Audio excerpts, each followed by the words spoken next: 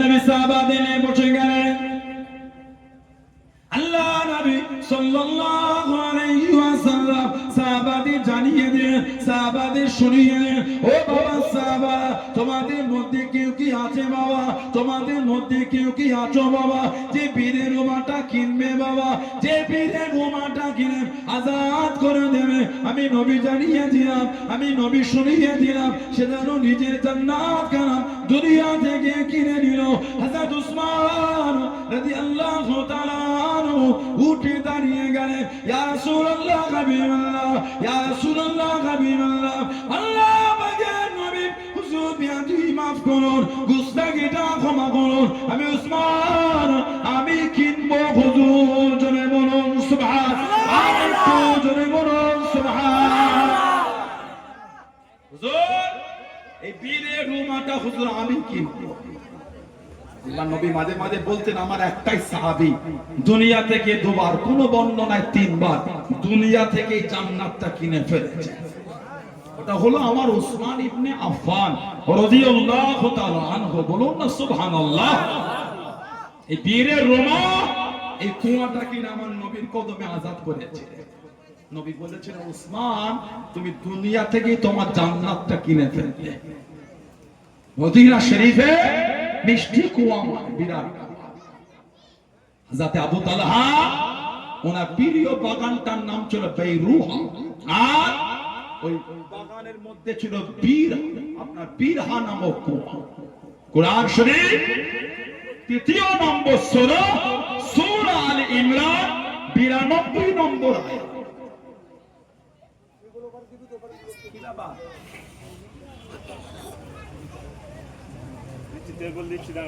সূরা আল ইমরানে ৯২ নম্বর আয়াত আল্লাহ নাযিল করেছিলেন, লান তানালুল বিররা হাত্তা তুনফিকু মিম্মা তুহিব্বুন।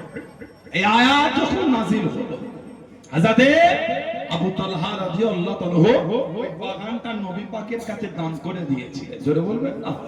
বাগানটা ছিল পুরো নববী শরীফের উল্টো দিকে। আল্লাহ নবী নববী শরীফ থেকে বার হয়ে গেলেন। ও জোরে কে ও আমার মুরব্বি বান্দারা, মায়েরা বোনেরা, মহিলা, আল্লাহ নবী সাল্লাল্লাহু আলাইহি ওয়াসাল্লাম নববী শরীফ থেকে বার হয়ে গিয়ে বিরহান কুয়ার কাছে চলে গেলেন, বাইরুহা বাগানে চলে গিয়ে আল্লাহ নবী সাল্লাল্লাহু আলাইহি ওয়াসাল্লাম বাগানের কাছে গিয়ে পাকা পাকা খেজুর গুলি আল্লাহ নবী অনেক সময় পারতেন, অনেক সময় বিরহান কুয়ার কাছে গিয়ে আল্লাহ নবী সাল্লাল্লাহু আলাইহি ওয়াসাল্লাম নিজের হাতে পানি তুলে পান করতেন, নিজের হাতে পানি তুলে পান করতেন। আল্লাহ নবী নববী শরীফে ওয়াজ করেন, সাহাবাদের নিয়ে বায়ান করেন। আল্লাহ পাক কোরআন শরীফের আয়াতটা নাযিল করে দেন, লান তানালুল বিররা হাত্তা তুনফিকু মিম্মা তুহিব্বুন।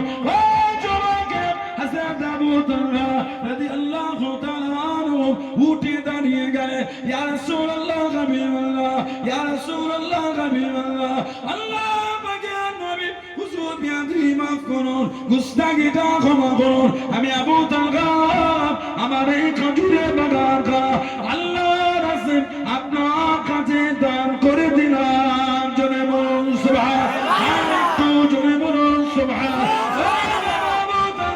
তোমার এই খেজুরের বাগানটা তোমার কাছে এত প্রিয় কেন, তোমার কাছে এত ভালোবাসা কেন?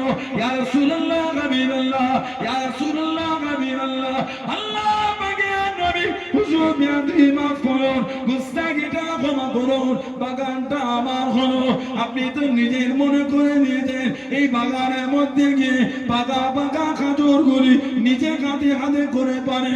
আল্লাহ নবী সাল্লাল্লাহু আলাইহি ওয়াসাল্লামকে জানিয়ে দেন, ইয়া রাসূলুল্লাহ হাবিবাল্লাহ, আল্লাহ পাকের নবী বাগান আমার হলো। আপনি টুকটুক করে গিয়ে বিরহান নামক কুয়া থেকে নিজে হাতে পানি তুলে পান করেন। এর থেকে প্রিয় আর কিছু নয়, এর থেকে ভালোবাসা আর কিছু নয়। আমি আবু তালহা আমার এই খেজুরের বাগানটা আল্লাহর রাসূল আপনার কাছে দান করে দিলাম। সুবহানাল্লাহ, আর একটু জোরে বলুন সুবহানাল্লাহ।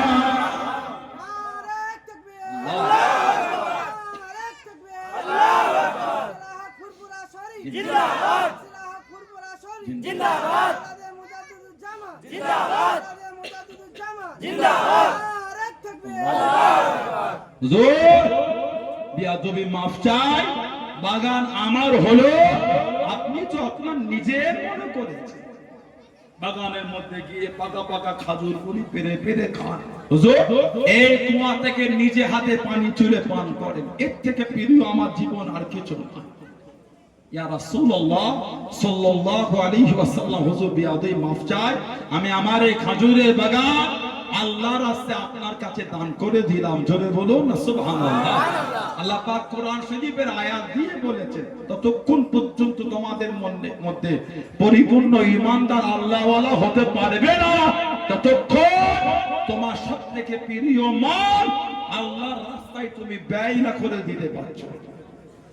লান তানালুল বিররা হাত্তা তুনফিকু মিম্মা তুহিব্বুন।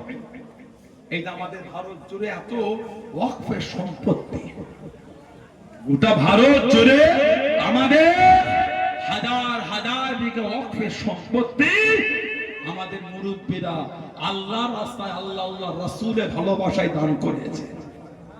এমনি হয়নি, খালি পশ্চিম বাংলায় ৮০ থেকে ৮২ হাজার একর সম্পত্তি খালি পশ্চিম বাংলায়,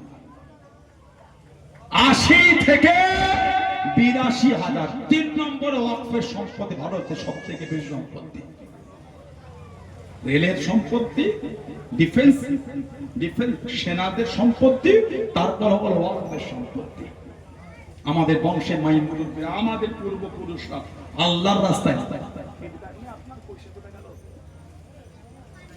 আমাদের পূর্বপুরুষরা সব দান করেছে। মাঠের মধ্যখানে জমিটা দেয়নি, রাস্তার গায়ের দামি জমিটা দিয়েছে। সুবহানাল্লাহ বললেন না? মাঠে মধ্যখানেরটা দেয় না, রাস্তার গায়ের মূল্যবানটা দিয়েছে। কেন? আল্লাহ রাস্তায় যতক্ষণ পর্যন্ত প্রিয় মাল না দিতে পারছে, প্রিয় মালটাই দামিটাই দিয়েছে। বলুন না সুবহানাল্লাহ। এখন আমাদের এই সম্পত্তির উপর কিছু কিছু লোকের নোংরা চিন্তা হয়েছে। কেন ভাই? কেন সুস্থ সমাজকে ব্যস্ত করছেন? কেন এই সমাজকে কেন অশান্তির দিকে ঠেলে দিচ্ছে? আমাদের জন্য বেশি ভালো করতে হবে না, যে ভালো করেছো ওতে আমরা জ্বলছি। এখন নোটবন্দি করে যে ভালো করেছে, কথা বলে না, নোটবন্দির নামে যে ভালো করেছে আমাদের নামে, আর এই করোনার নামে যে ভ্যাকসিন দিয়েছে ও নিয়ে জ্বলছি আমরা। হয়তো ডাক্তার সাহেব বসে আছে, কঠিন অবস্থা, মেডিকেল ডিপার্টমেন্টের রায় এই করোনা ভ্যাকসিন বুস্টার যে ডোজ নিয়েছে, বুস্টার এই যে ডোজ কোভিডশিল্ড কোভ্যাক্সিন যে ইনজেকশন ডোজ গুলো নিয়েছে, মেডিকেল ডিপার্টমেন্ট বলছে মানুষের শরীরে রক্ত জমা বেঁধে যাচ্ছে, মানুষের হাত কমজোর হয়ে গেছে। ফালতু কথা আপনাকে বলে যাবে, আমি যদি ফালতু বলে আমার নামে আইনা তো কেস হয়ে যাবে। যে তো আমি প্যানিক তৈরি করছি, তুমি মিথ্যা বলে মানে মানুষকে ডিপ্রেশনে দিয়ে দিচ্ছি। যদি এগুলোকে নিয়ে মজাক করি আমরা, তাহলে প্যানিক মানুষকে ডিপ্রেশনে দিয়ে না না।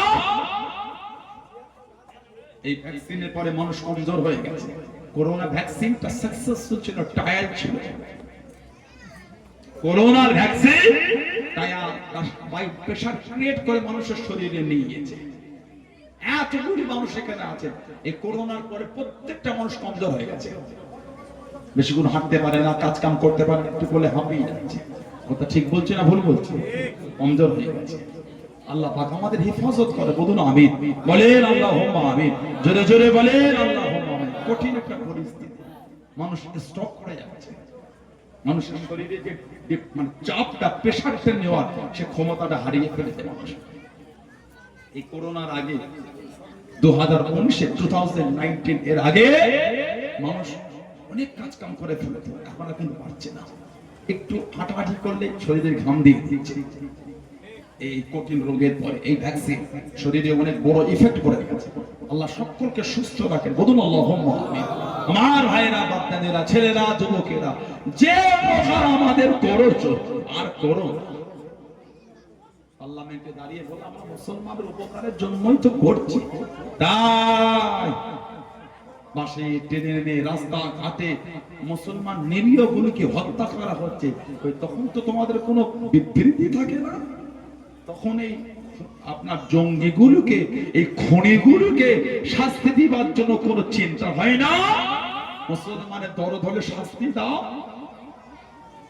কারা জানো মসজিদের মিনারে ঝান্ডা বাঁধলো, কারা জানো ঈদগার মিনারে ঝান্ডা বাঁধলো, কারা জানো কবরস্থানের গেটে ঝান্ডা বাঁধলো, কারা জানো মসজিদে বুলডোজার দিল, কারা জানো মাদ্রাসায় বুলডোজার দিয়ে শহীদ করে দিল, তখন তোমাদের দরদ হয় না?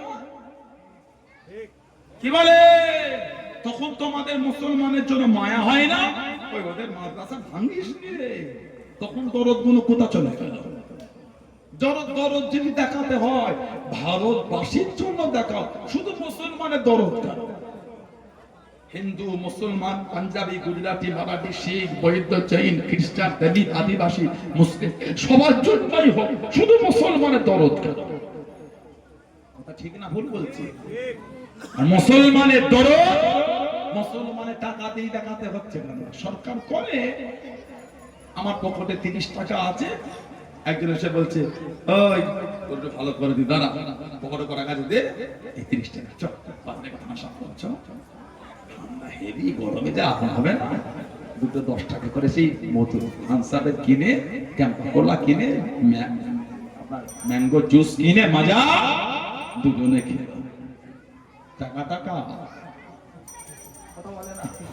টাকা টাকা আমার। উনি এসে হাত বুলিয়ে বলে দরদ দেখিয়ে দিলাম, ওয়াকাফের সম্পত্তি আমাদের।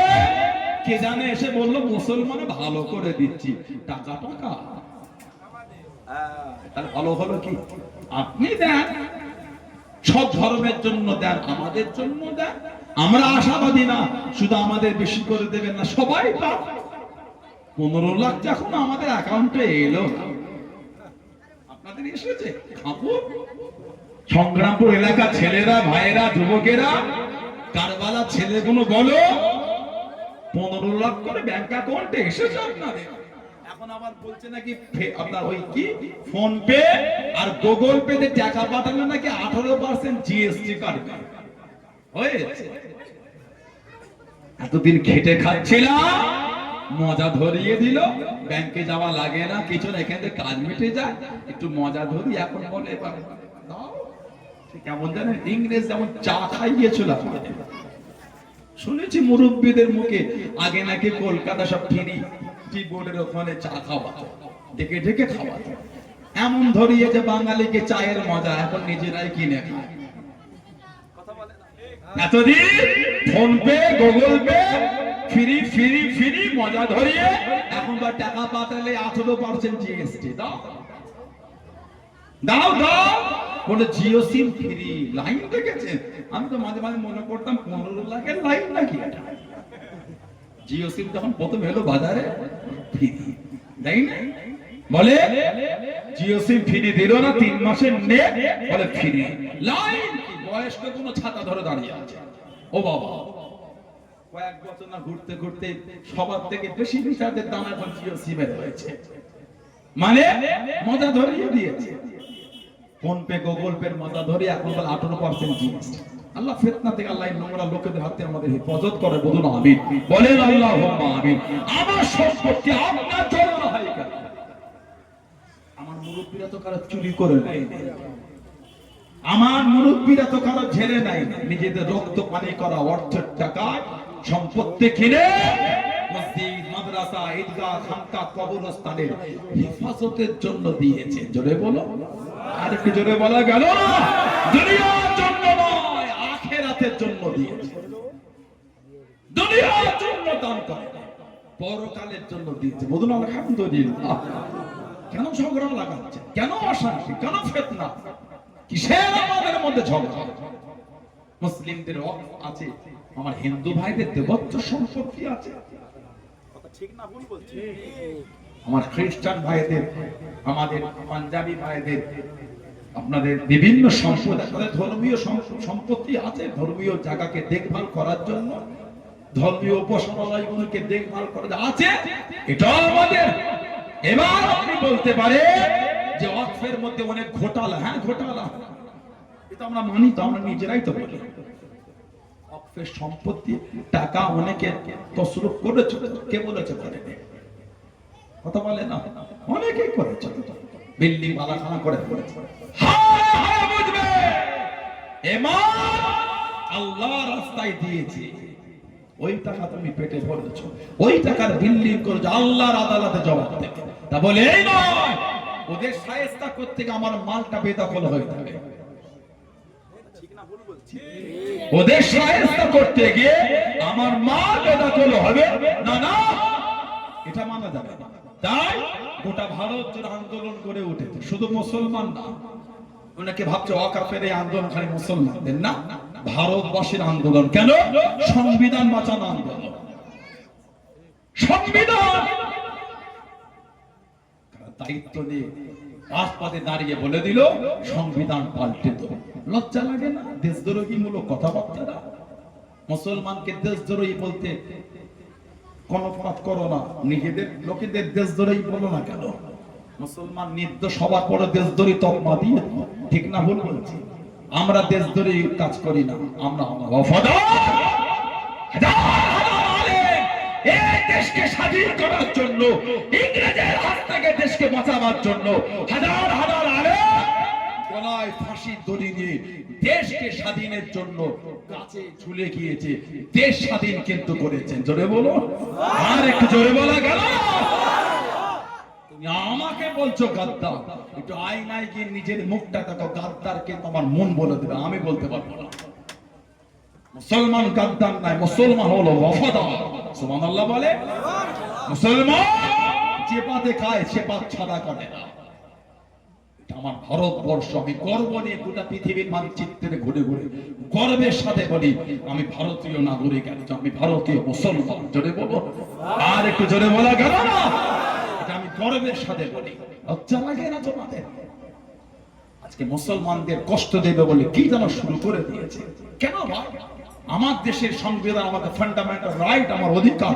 আমাদের ধর্মীয় জায়গাগুলিকে দেখভাল করার জন্য, আমাদের সম্পত্তি ধর্মীয় জায়গা দেখভালের জন্য ব্যবহার হবে। ওই জায়গা আপনার নজর হচ্ছে কেন? ভারতের সংবিধান বাঁচানো আন্দোলন, তাই জাতি ধর্ম বর্ণ নির্বিশেষে সমস্ত সম্প্রদায়ের মানুষ কাঁধে কাঁধ মিলিয়ে রাজপথে নেমে গেছে। শুধু মুসলমান নয়, সবাই নেমেছে, ঠিক না? এই আন্দোলন শুধু মুসলমানের না, সবার আন্দোলন। তাই যারা আমরা আন্দোলন করি আমাদেরও উচিত ভাবা অন্য সম্প্রদায়ের মানুষের আমাদের আন্দোলন থেকে কষ্ট না পেয়ে যায়। ভাঙচুর, অশান্তি, দুঃখ দিয়া এটা কিন্তু আন্দোলনের সিস্টেম না। কেন অন্য কষ্ট দেবো আমি? আজকে যে বাংলার পরিবেশ তৈরি হয়েছে মুর্শিদাবাদকে নিয়ে, কষ্ট লাগে বড়টা। নেটে এসে খালি অন্য সম্প্রদায়ের গুলো দেখো, কষ্ট ভেঙেছে, আমি দুঃখিত, কিন্তু মুসলমানটাও ঢাকা। আমি আজকে আস্তে আস্তে দেখছিলাম এই রাস্তায় ভিডিও, যে মুসলমানরা বলছে আমাদের পাড়ায় কেউ আসে, বাড়ি ঘর দৌড় লুট আগুন ধরে কিচ্ছু রাখে। কেন ওটা দেখালেন না? বাংলা একটা নাম করা একটা খবরের চ্যানেল একটা ছোট্ট পাড়া ভিডিও দিয়েছে একটা হিন্দু মা, তিনি বলছেন আমাদের বাড়িগুলো মুসলমানরা এসে আগলে রেখেছে। এই ভিডিওটা ছেড়েই কয়েক মিনিটের মধ্যে আবার ডিলিট করে দিয়েছে। কেন এই বিচারিতা? কেন এই নোংরা চিন্তা? লজ্জা লাগে না? শরম লাগে না? মুসলমানের নাম করলো বলে ভিডিও তুলতে হলো, এই হীন মানসিকতাকে ধিক্কার জানায়, ঠিক না? কেন এগুলি? ভালো হতে পারো না এখনো? এখনো পরিবর্তন হতে পারলে না? এখনো মানুষকে ভালোবাসতে পারলে না? সব জায়গায় ধর্ম, সব জায়গায় ধর্মের অশান্তি। মুর্শিদাবাদে যদি দাঙ্গা মুসলমান লাগাতো, মসজিদ আগুন ধরালো কে? আর মুর্শিদাবাদে দাঙ্গা যদি হিন্দু লাগালো, মন্দির আগুন লাগালো কে? নিশ্চয় এখানে হিন্দু মুসলমানের ব্যাপার নয়, এখানে নোংরা কিছু একটা প্ল্যানের ব্যাপার, ঠিক না ভুল বলছি? না হিন্দু না মুসলমান, এখানে 3 নম্বরে কেউ এসে কাজ করেছে। কেন? সমাজের পরিবেশ নষ্ট করার জন্য। তাই সকল সম্প্রদায়ের মানুষ আমাদের হাতে হাত রেখে আমাদের শক্তি বাড়িয়ে এই নোংরা লোকেদের বিরুদ্ধে আমাদের করে রাজপথে দাঁড়িয়ে আন্দোলন তুলতে হবে, না হলে আগামী দিন আমরা শান্তিতে বাঁচতে পারবো না। কে যেন কলকাতায় 3টে গাড়িতে ঝান্ডা বেঁধে দাদাগিরি দিল, আমরা পারি না? আমরা পারি, লাভ কি হবে বলেন আপনি? যদি কোন মুসলিম কোন ভাইদের ধর্মীয় পতাকা খোলে অন্যায় করেছে, যেটা নিয়ে কেন্দ্র করে বাসকে নিয়ে হলো, কথা বলছেন না কেন? হয় না কলকাতায়? যদি কোন মুসলমান ওই বাস ড্রাইভারকে বাই প্রেসার ক্রিয়েট করে খোলায়, অন্যায় করেছে, কেন খোলাবেন আপনি? ওটা ওনার ভালোবাসা, ওনার ধর্মীয় বিশ্বাস, ওটা ঠিক না ভুল বললাম? আমাদের অধিকার নাই অন্যের ধর্মের পতাকা খুলিয়ে দেওয়া, ওটা উনি ওনার স্বাধীনতায় বেঁধে রেখেছে। কিন্তু ওটাকে কেন্দ্র করে তুমি দাদাগিরি দিয়ে মুসলিমদের গাড়ি দেখে দেখে তোমার ধর্মের পতাকা লাগাবে, কেন? তোমার ধর্মের পতাকা লাগাবার গাড়ি কম পড়ে গেল? এগুলো তো উচিত না। তাহলে আমরাও তো পারি, লাভ কি হবে? ছি ছি ছি, কি মুখের ভাষা!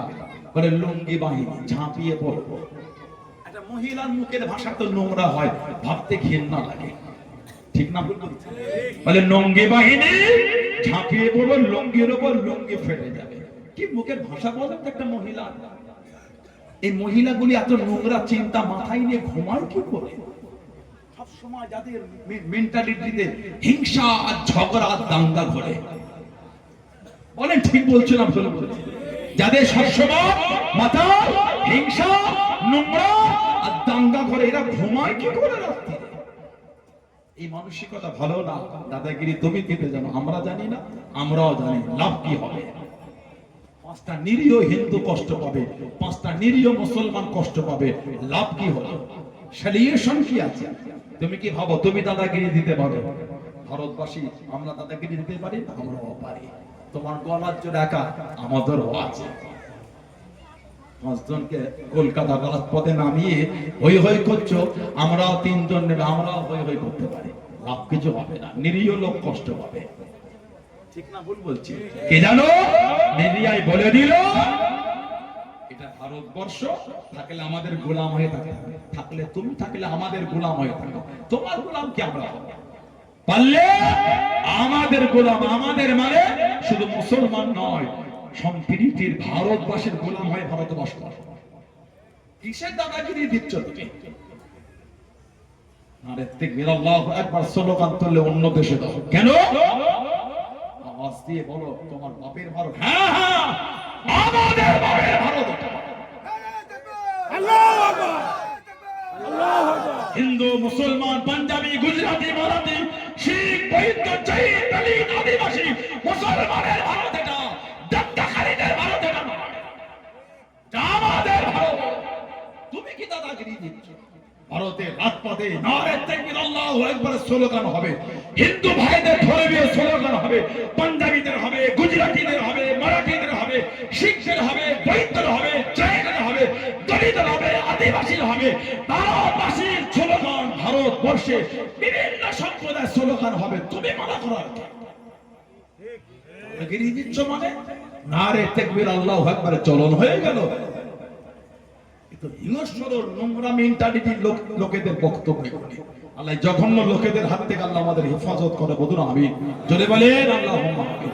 আমরা কোনদিন আশাবাদী না যে আমাদের সমাজে অশান্তি, যেমন আমরা সম্প্রীতি নিয়ে, মেলবন্ধন নিয়ে, ভালোবাসা নিয়ে আছি, আমরা এইভাবেই থাকতে। আল্লাহ আমার ভারতে শান্তি দান, আল্লাহ আমার বাংলায় শান্তি দান, বলুন আমিন। জোরে বলেন আমিন। আল্লাহ সমস্ত সম্প্রদায়ের মানুষকে আল্লাহ কাঁধে কাঁধ মিলিয়ে শান্তিতে আল্লাহ চলাফেরা তৌফিক দান করো, বলুন আল্লাহুম্মা আমিন। জোরে বলেন আল্লাহুম্মা।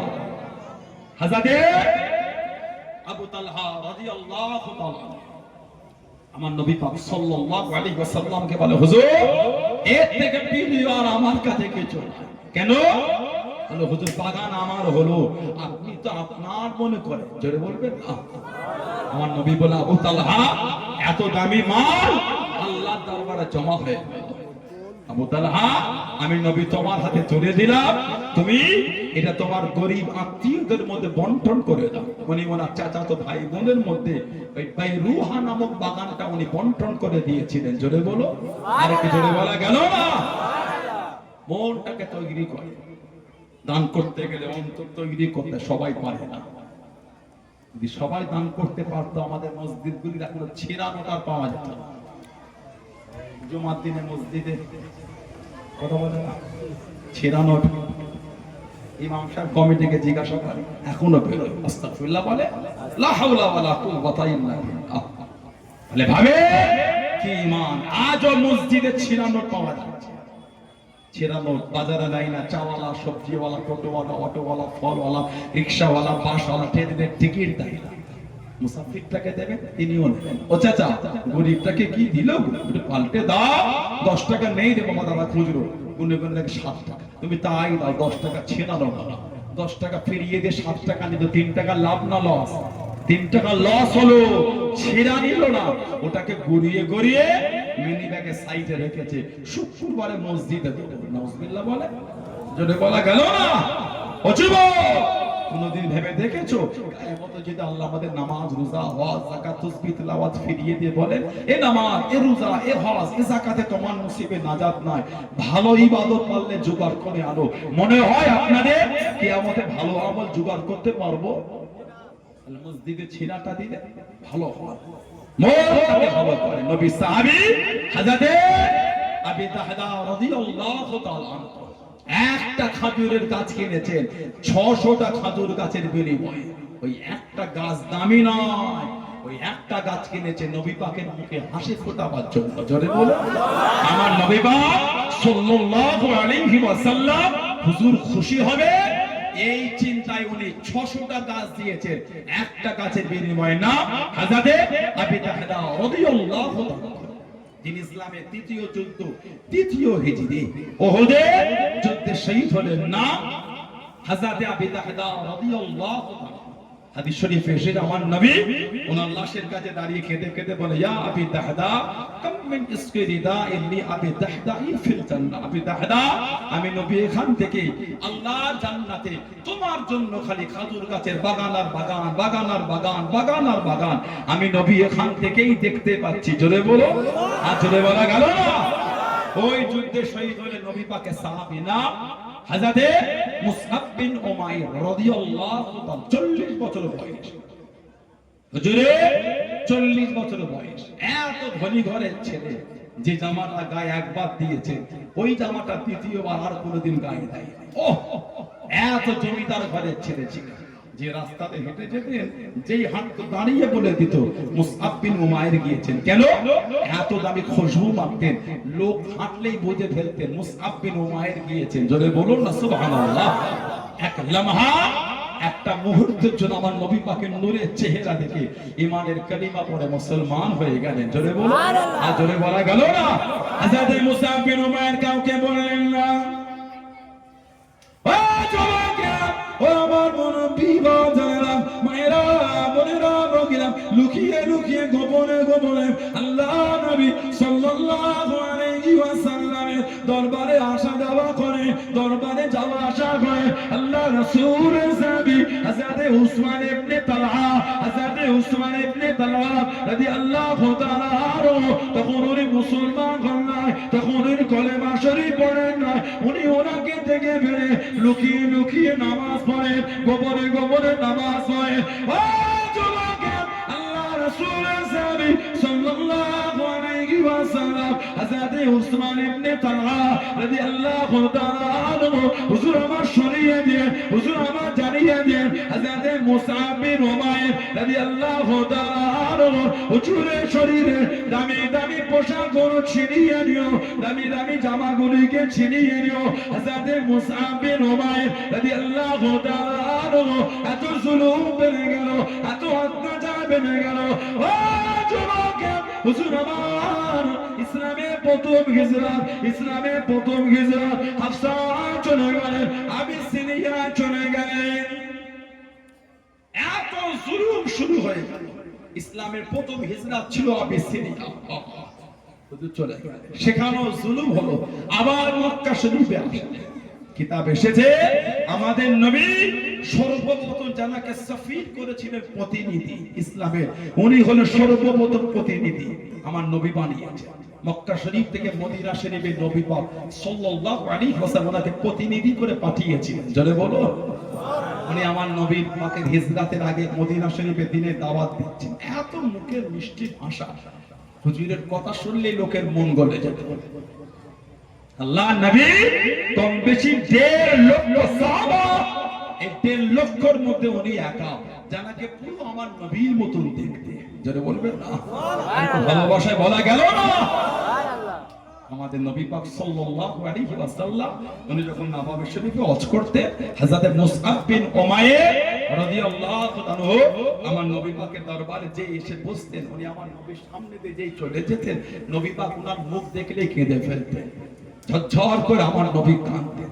সাহাবারা বলতেন, হুজুর আপনি কেন কাঁদেন? আমার নবী কাঁদতেন আর বলতেন, ও আমার সাহাবারা, এটা আমার মুসআব বিন উমাইরকে দেখো, ও এত ধনী ঘরের ছেলে, আমি নবী ওকে দেখেছি, যে জামাটা জীবনে একবার পরেছে, দ্বিতীয়বার ওই জামাটা কোনোদিন গায়ে দেয়নি। আর আজকে একবার দেখো আল্লাহ আল্লাহ রাসূল কে এত ভালোবেসে ফেলেছে, আজকে আমার দরবারে মুসআব বিন উমাইর ছিঁড়া ফাটা জামা পরে এসে বসে আছে, গায়ে যে চাদরটা জড়িয়েছে তালি দেওয়া তাপ্পি দেওয়া আল্লাহ আল্লাহ রাসূলের ভালোবাসায় সব ছেড়ে ছিঁড়া জামা পরে আজকে আমার দরবারে বসে আছে। জোরে বলুন না, আর একটু জোরে বলা গেল না? ইসলামের দ্বিতীয় যুদ্ধ, তৃতীয় হিজরিতে উনি শহীদ হয়েছিলেন। 70টা সাহাবার মধ্যে উনি একজন। নবী পাক ওনার হাতে ঝান্ডা দিলেন, নবী পাক ওনাকে ঝান্ডা দিয়ে সেনাপতি করেছিলেন ইসলামের দ্বিতীয় যুদ্ধ, তৃতীয় হিজরি, উহুদের যুদ্ধে। 40 বছর বয়স হুজুর আমার ঝান্ডা খানা হাতে তুলে নিলেন। ও যুবকেরা, ও আমার মুরব্বি বাজারা, মায়েরা, বোনেরা, আল্লাহ রাসূলের সাহাবী সাল্লাল্লাহু আলাইহি ওয়াসাল্লাম হযরত মুসআব বিন উমাইর রাদিয়াল্লাহু তাআলা আনহু যুদ্ধখানা চালিয়ে যায়, ঝান্ডাখানা কাঁধে তুলে যুদ্ধের নেতৃত্বখানা দিয়ে দেয়। আল্লাহ রাসূলের সাহাবী ডান হাতখানা কেটে দিল, হুজুরকে দমাতে পারল না, হুজুরকে আটকাতে পারল না। হযরত মুসআব বিন উমাইর রাদিয়াল্লাহু তাআলা আনহু যুদ্ধের ঝান্ডাখানা বাম হাতে করে তুলে নিয়ে যুদ্ধখানা চালিয়ে যায়, যুদ্ধখানা করে যায়। ও যুবক, আল্লাহ রাসূলের সাহাবী হযরত মুসআব বিন উমাইর রাদিয়াল্লাহু তাআলা আনহু বাম হাতখানা কেটে দিল, হুজুরকে দমাতে পারল না, হুজুরকে আটকাতে পারল না। আল্লাহর দ্বীনের জন্য যুদ্ধে ঝান্ডাখানা দাড়ির টুকরি করে চেপে ধরে, মুখটাকে ঘুরিয়ে ধরে, আল্লাহর দ্বীনের জন্য ঝান্ডাখানা ধরে যুদ্ধখানা চালিয়ে যায়। জোরে বলুন সুবহান, আরেকটু জোরে বলুন সুবহান।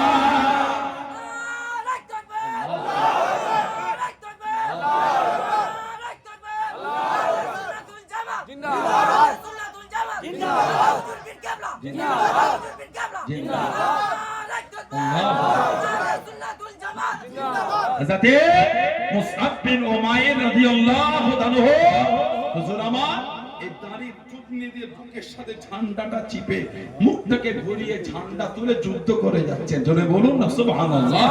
দুটো হাত হুজুরের নাম, আহা, হুজুরকে শহীদ করে দিল। ইন্না লিল্লাহি ওয়া ইন্না ইলাইহি রাজিউন। 70 জন সাহাবা, নবী পাক বলেছিলেন এক একটা কবরে দুজন করে সাহাবাদের দাফন করে দাও। সব সাহাবাদের দাফন হয়। আমার নবী পাকের নিজের ফুফু ছিলেন হযরত সফিয়া বিনত আব্দুল মুত্তালিব, উনি দুটো চাদর নিয়ে উহুদে ছুটছেন। সফিয়া বিনতে আব্দুল মুত্তালিব রাদিয়াল্লাহু তাআলা আনহা, আমার নবী পাক সাল্লাল্লাহু আলাইহি ওয়াসাল্লাম ফুফুতো ভাই হযরত জুবাইর ইবনুল আওয়াম রাদিয়াল্লাহু আনহুকে নবী বললেন, জুবাইর, মাকে কি একটু আটকে দাও।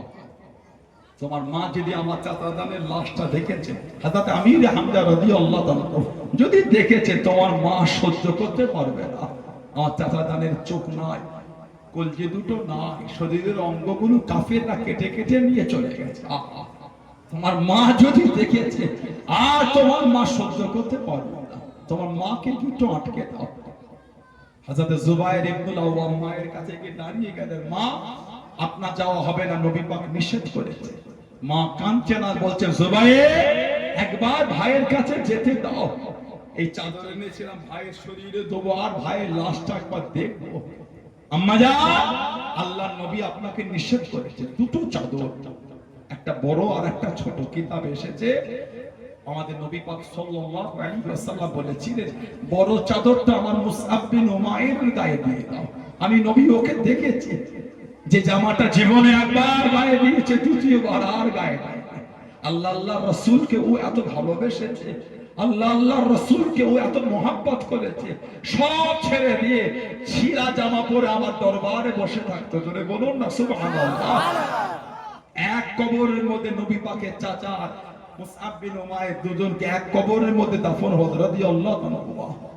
সাহাবাদের জীবনে বলে বুকটা ফেটে যায়, সাহাবাদের জীবনে বলে বুকটা ফেটে যায়। হযরতে আমার নবীর সাহাবী হযরতে আব্দুল্লাহ যুলফিজাতাইন রাদিয়াল্লাহু তাআলা আনহু, হযরতে আব্দুল্লাহ যুলফিজাতাইন রাদিয়াল্লাহু তাআলা আমার নবীর সাহাবী। সাহাবারা ওনাকে ডাকে যুলফিজাতাইন, দুই চাদর ওয়ালা। বলুন না সুবহানাল্লাহ। আমার নবী পাকের এমন অনেক সাহাবা, যেমন হযরত আবু বকর সিদ্দিক রাদিয়াল্লাহু তাআলা, ওনার আসল নাম হলো হযরত আব্দুল্লাহ। সুবহানাল্লাহ বললেন না? ওনার আসল নাম হযরত আব্দুল্লাহ রাদিয়াল্লাহু তাআলা, ওনার ডাক নাম উপনাম হলো আবু বকর রাদিয়াল্লাহু তাআলা। আমার নবী সাহাবী হযরত কায়েস রাদিয়াল্লাহু তাআলা, ওনার ডাক নাম ছিল, উপনাম ছিল সফিনা। সফিনাতুন মানে জাহাজ। আল্লাহ নবী সাহাবাদের নিয়ে বার হয়ে গেলেন।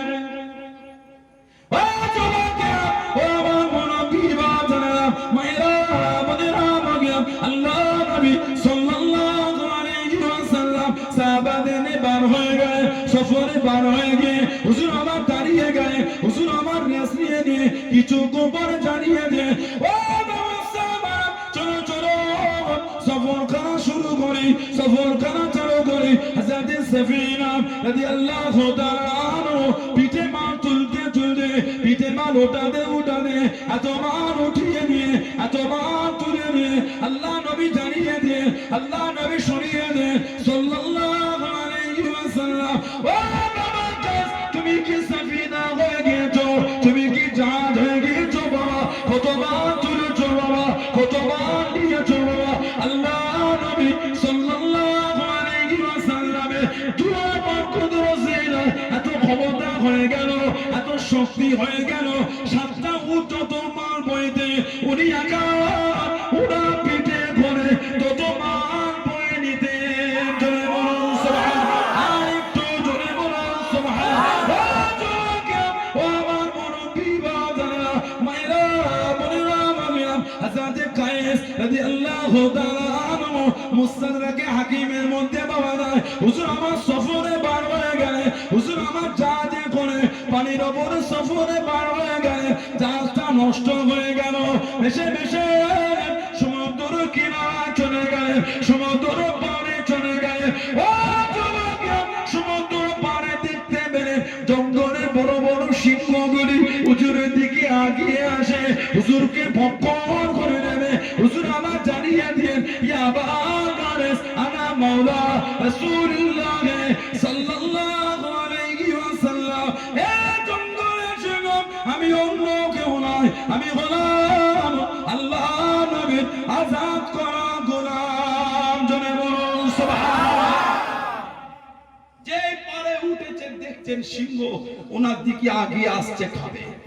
উনি দেখেই বলছে, ইয়া আবাল হারিস, এই জঙ্গলের সিংহ আনা মাওলা রাসূলুল্লাহ সাল্লাল্লাহু আলাইহি ওয়াসাল্লাম, আমি হলাম আল্লাহর নবীর আযাদ করা গোলাম। যেই বলেছেন ফাসামিয়াল্লাহ, যেই সিংহ শুনেছে নবীর গোলাম, জবানে আওয়াজ করছে টক টক, সফিনা আমরা চিনে ফেলেছি তুমি হলো আল্লাহর নবীর আযাদ করা গোলাম। বলুন না সুবহানাল্লাহ। আমাদের সমাজে কিছু আছে নবীর মাকামই বোঝে না, মানে বুঝতে চায় না। জঙ্গলের পশুরাও সাহাবীকে চিনে দিচ্ছে, নবীর মাকামটা তাহলে কত ভালো। নবী দরজা সাহাবারা সফর থেকে ফিরলে রাত হলে জঙ্গলের বাইরে দাঁড়িয়ে বলতেন, নাহনু মিন আসহাবি রাসূলিল্লাহ সাল্লাল্লাহু আলাইহি ওয়াসাল্লাম, হে জঙ্গলের পশু আমরা হলাম আল্লাহর রাসূলের সাহাবা সাল্লাল্লাহু আলাইহি ওয়াসাল্লাম। আজকে রাত আমরা এখানে থাকবো, ফখরুজ মিনহা, তোমরা এখান থেকে ফাঁকা হয়ে যাও। আল্লাহ পাকের হুকুম, জঙ্গলের ওই এরিয়াটা সাহাবাদের জন্য পশুরা ফাঁকা করে দিত। জোরে বলো। আমাদের যদি মাকামে হয়, নবী পাকের শান তাহলে কত ভালো। কথা ঠিক না ভুল বলছে? দুঃখ লাগে, কষ্ট হয় যখন কিছু কিছু নোংরা নোংরা ভিডিও ফেসবুক আর ইউটিউবে নবী পাকের শানে বিয়াদবিমূলক শব্দ চয়নে দেখতে পাই। বড্ড আমাদের অন্তরে দুঃখ লাগে। আপনি আপনার নিয়ে আছেন, চলছেন, আমার নবীর শানে বিয়াদবি হলো কেন? উনি যে আমাদের জান, উনি যে আমাদের ঈমান। নবী আমাদের জান, নবী আমাদের ঈমান। শরীরের প্রত্যেকটা রক্তের ফোঁটা নবী পাকের কদমে কুরবানির জন্য আমরা তৈরি হয়ে আছি। যদি বলবেন না সুবহানাল্লাহ। কেন? নবী আমাদের জান, নবীর শানে বিয়াদবি করছো কেন? এই শব্দ ওই শব্দ নবীর শানে। তোমার বাপকে রাখাল বলো না, বলো সংগ্রামপুর বাজারের রেল স্টেশনের পাশে দাঁড়িয়ে বলো আমি রাখালের বাচ্চা, বলো বলো আমি মেথরের বাচ্চা, বলো। নিজের বাপের এত সুন্দর সার্টিফিকেট দেবে, তা আমরা কি করব? কথা বলে না? নিজের বাপের বিষয় এত সুন্দর সার্টিফিকেট দেবে, তা আমরা কি করব? ওগুলো আমার নবীর সাথে শব্দ চয়ন হলো কি করে? এই শব্দগুলো তো আমার নবীর সাথে চলে না। রাখাল শব্দ নবীর সাথে চলে, ভিখারি শব্দ নবীর সাথে চলে। কথা বলে না? নাউজুবিল্লাহ বলে।